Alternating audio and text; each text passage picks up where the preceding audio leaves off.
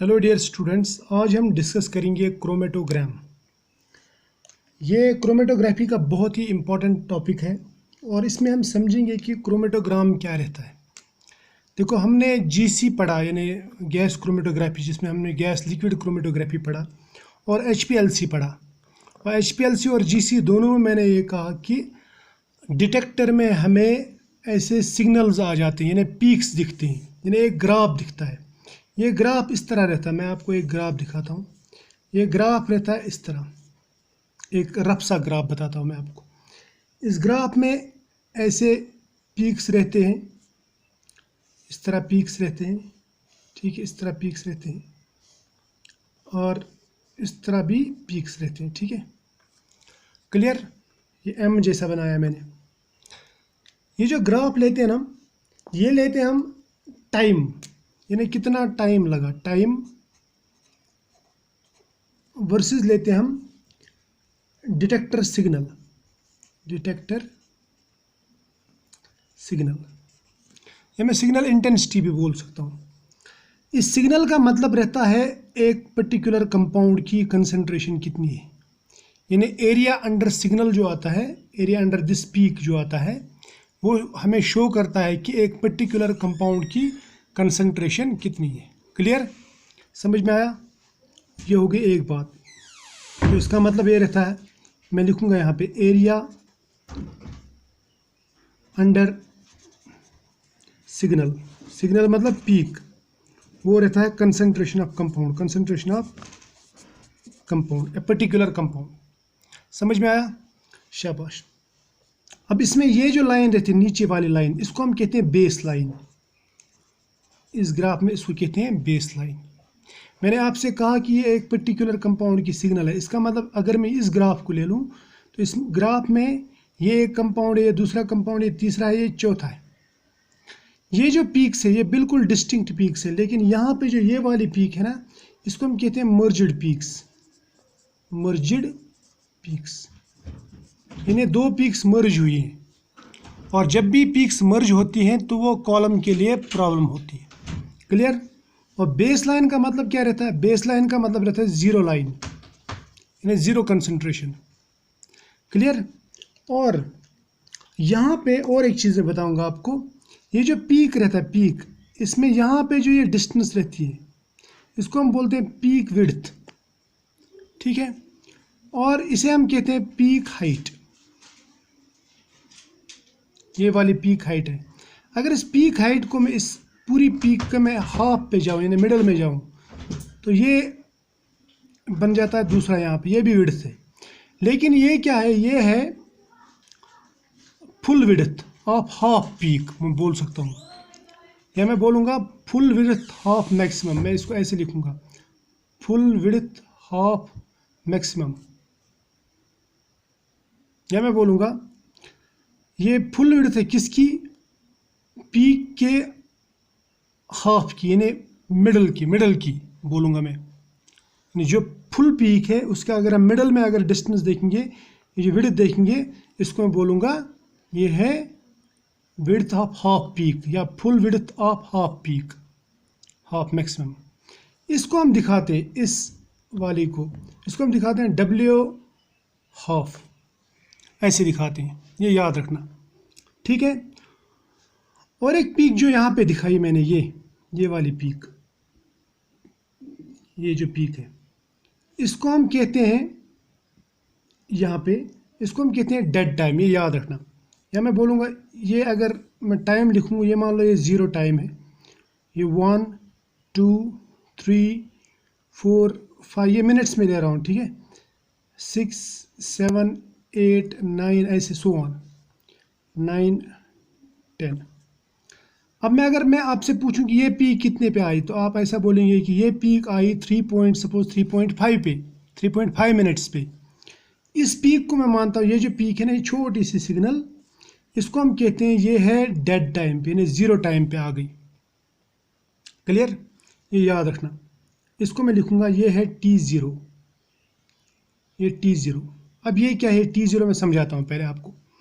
ये मान लो ये जब हमने इंजेक्ट किया वो टाइम है ये। क्लियर, इतना याद रख लेना जो मैं कहना चाहता हूँ। अगर मैं आपसे पूछूं अब स्पेसिफिकली डेड टाइम क्या है, डेड टाइम मतलब होता है अगर हम कोई कंपाउंड डालेंगे इसमें और वो कंपाउंड बिना इंटरेक्ट किए सीधा कॉलम से बाहर निकलता है। मान लीजिए ये कॉलम है, ये कॉलम है, ठीक। इस कॉलम में हमने एक कंपाउंड डाल दिया ए, ये कंपाउंड यहाँ से एंटर हुआ और यहाँ पे जो सपोर्ट था उसके साथ में इसके कोई इंटरेक्शन नहीं की, विदाउट इंटरेक्शन, इन स्टेशनरी फेज के साथ में इसने कोई इंटरेक्शन नहीं की और ये सीधा बाहर निकल गया, ये ए।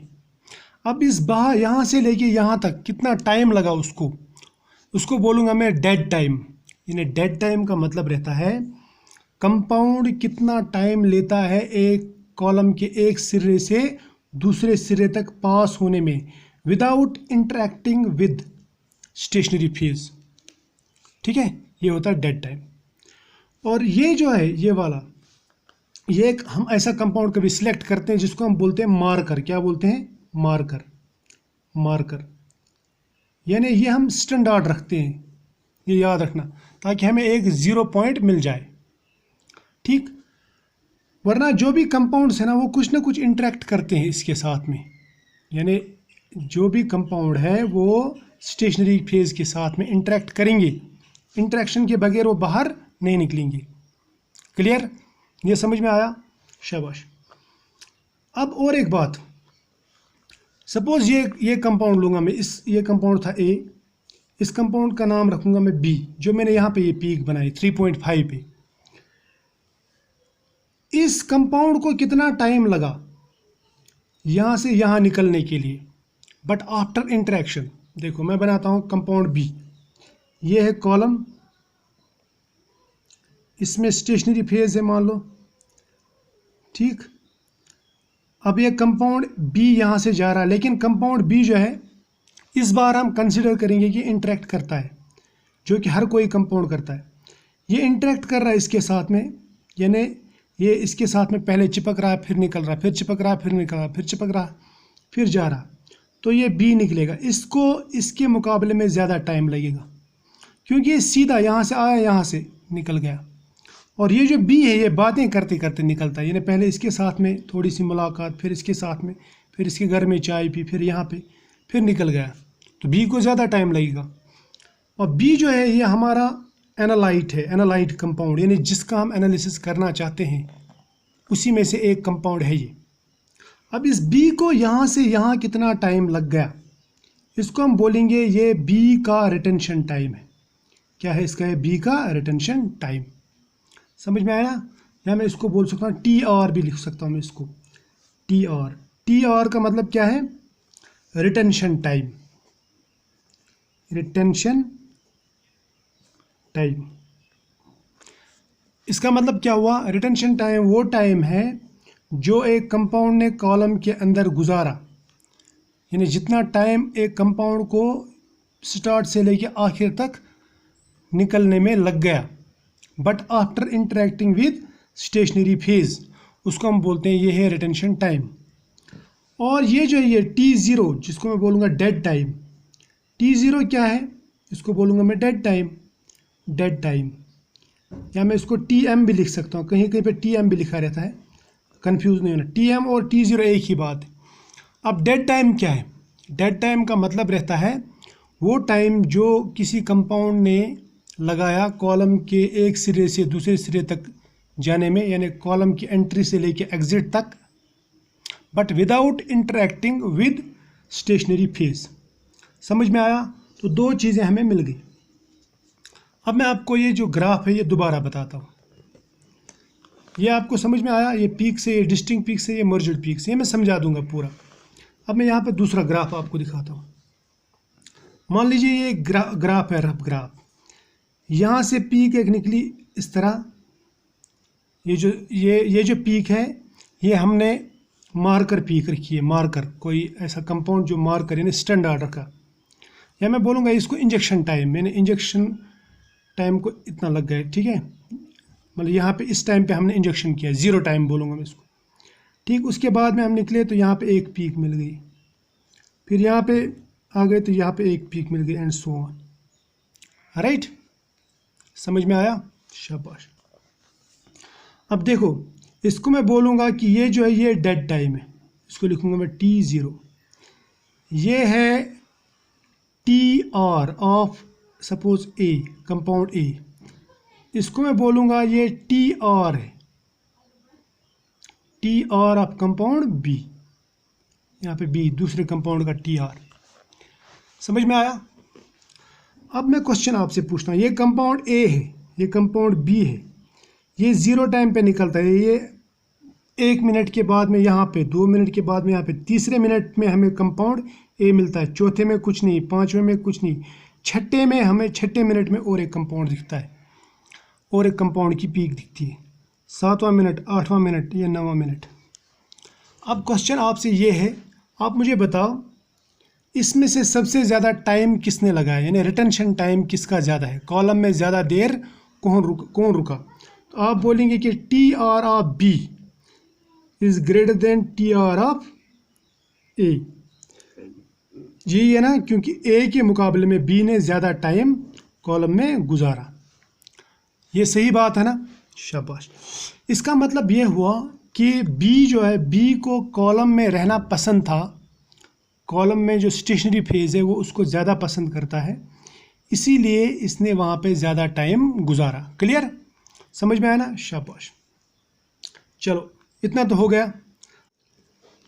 अब हम यहाँ पे एक एग्जांपल करते हैं। देखो, मैंने आपसे रिटेंशन टाइम की बात की, और अंडर स्टैंडर्ड कंडीशंस हर एक कंपाउंड का अपना एक फिक्स रिटेंशन टाइम रहता है। ठीक है, अंडर स्टैंडर्ड कंडीशंस। सपोज़ मेरे पास में कंपाउंड A, B, C और D है, ये अलग अलग कंपाउंड्स हैं। ठीक है, A, B, C और D। चलो ऐसे लिखता हूँ मैं A का पहले अलग से कॉलम क्रोमेटोग्राफी करता हूँ, तो मुझे इसका रिटेंशन टाइम ऐसे मिलता है। मान लीजिए यहाँ पे मिल गई पीक, ये मिलती है 5 मिनट्स में। फिर जब मैं कंपाउंड B का कॉलम क्रोमेटोग्राफी अलग करता हूँ, या गैस क्रोमेटोग्राफी जो भी है, इसका जब मैं रिटेंशन टाइम देखता हूँ, मान लीजिए इसका अलग से किया मैंने, इसका रिटेंशन टाइम आता है 3 मिनट। फिर मैं C का करता हूँ, इसका रिटेंशन टाइम आता है सपोज़ 10 मिनट। फिर मैं D का अलग से करता हूँ, इसका रिटेंशन टाइम आता है सपोज़ 7 मिनट। ठीक, ये A है, B है, C है और D है। ठीक, इतना तो क्लियर है। अब देखो, अब मेरे पास में मान लीजिए एक मिक्सचर है, अननोन मिक्सचर। उस मिक्सचर में मुझे देखना है कि कौन कौन सी चीज़ प्रेजेंट है। उस मिक्सचर का मैं जब कॉलम क्रोमेटोग्राफी करता हूँ, तो मैं टाइम वर्सेस डिटेक्शन, या जिसको बोलूँगा मैं, यहाँ पे इंटेंसिटी भी बोल सकता हूँ। ठीक है, time versus intensity off peak जब मैं देखता हूँ, तो मुझे इस तरह का एक क्रोमेटोग्राम मिलता है। क्रोमेटोग्राम को ज़रा गौर से देखो। एक क्रोमेटोग्राम मिलता है मुझे इस तरह। ये है डेड टाइम, यानी जहाँ पे हमने इंजेक्शन किया, राइट, जहाँ से स्टार्ट हमने किया, जिसको आप 0 टाइम भी बोल सकते हैं। फिर जब मैं 3 मिनट पे पहुँचता हूँ, तो मुझे एक पीक आती है। मैं फिर 4 मिनट, 5 मिनट, 6 मिनट, 7 मिनट पे और एक पीक मिलती है मुझे।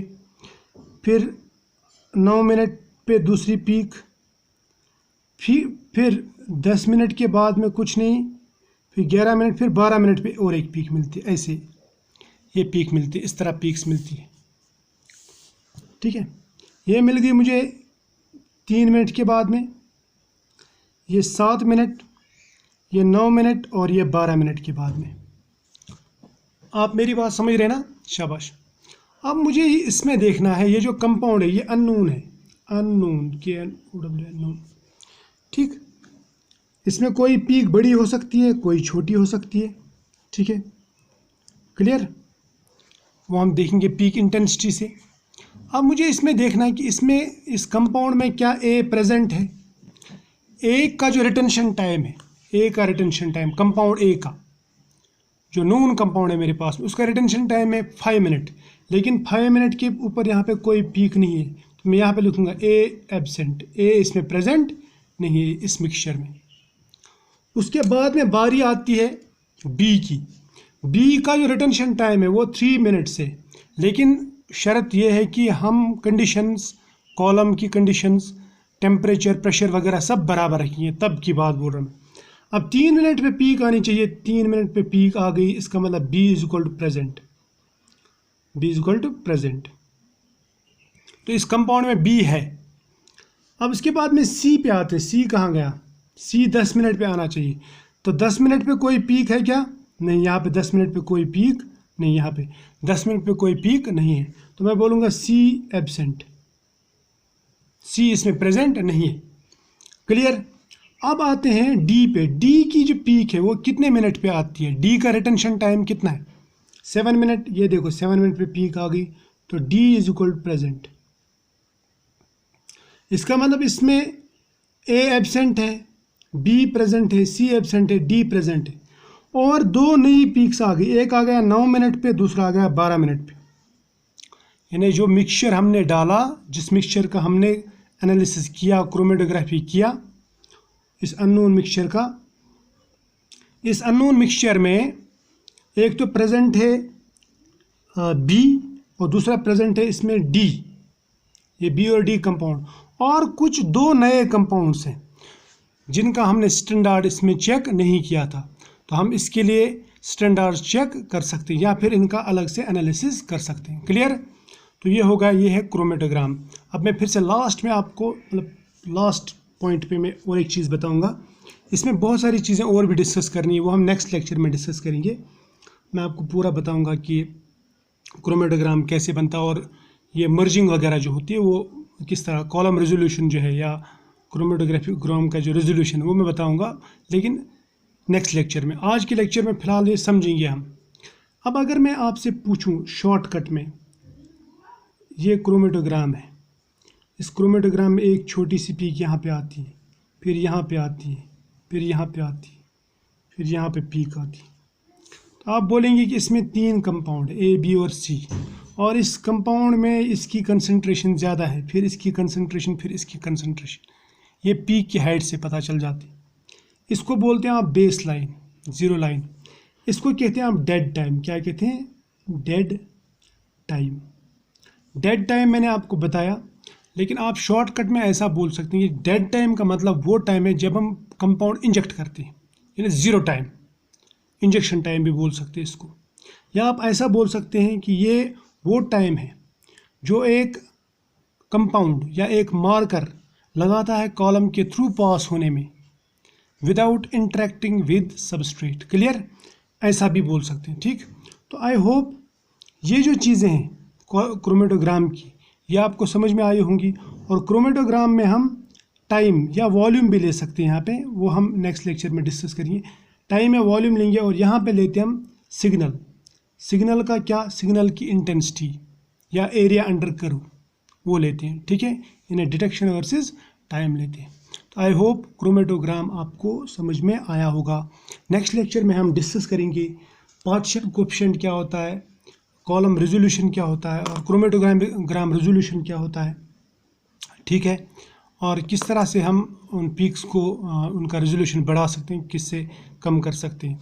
और उसमें मैंने आपको कुछ ऐसी पीक्स भी दिखाई थी, है ना, कॉलम में, जिनको बोलते हैं मर्जड पीक्स। इन मर्जड पीक्स का क्या मतलब है, ये हम नेक्स्ट लेक्चर में समझेंगे। तो तब तक के लिए बाय।